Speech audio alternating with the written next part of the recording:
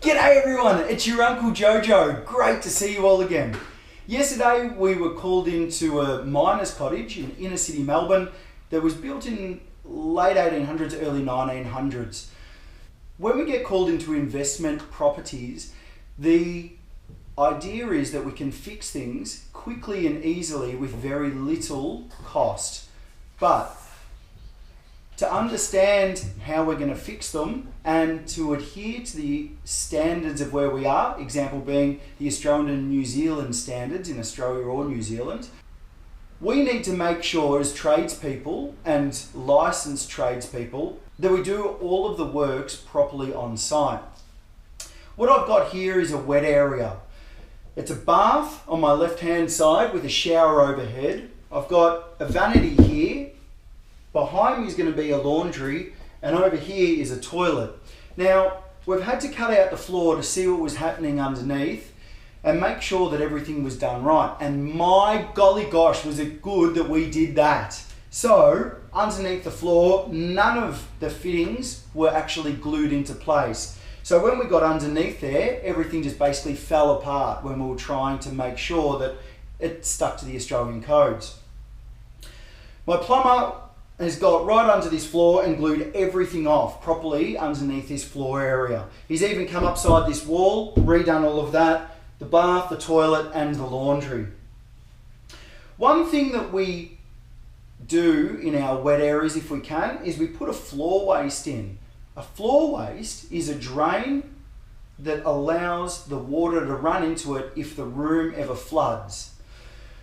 Because of braided hoses that are coming into the building industry, left, right and center. If you haven't seen my video on braided hoses, check it out.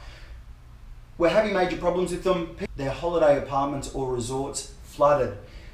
So with a floor waste, that won't happen. It gives somewhere for the water to run and go to. If you are installing a floor waste, you need to make sure it's what we call charged in the trade. So charged is that the water runs through it. An S-trap, if you will, needs to have water to run through it so we don't have that stagnant, horrible smell. So we need to make sure that this is connected to something that's going to run on a consistent basis. So we've connected up to the vanity base. The vanity, whenever we wash our hands or anything, will wash out that floor waste and then we're not going to have any smell or anything else come through. The other thing that we need to make sure that we've done is we've sealed up this floor. Now, as you can see, this floor here is just a timber floor. We can't have a timber floor in a wet area.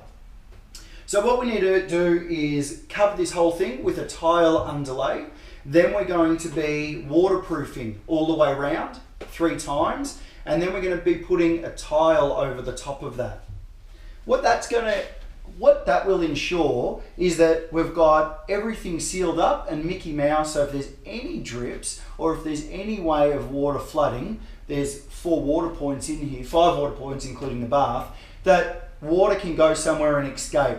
This is at the lowest point. Usually we'd fall the entire floor to that point. This is an existing floor, so we don't get to have that. We've found the lowest point that we can in the center of the room and we've installed the floor waste in that area.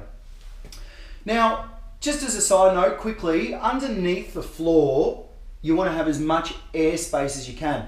Most of the time, in these inner city places, there's very little space underneath the floor and these are rotted out. If you've seen a few of my videos on that, you'll be able to pick that up. We're pretty lucky here that we've got a concrete slab underneath. We've got a lot of clearance. There's about 500 mil between the bearer and the actual concrete slab. Good airflow, maximizes the ability for the house to breathe and cross-air ventilation under the floor.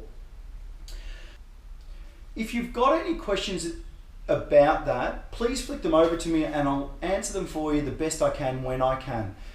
Otherwise, thanks for watching and stay unreal banana peel. I'll see you in the soup.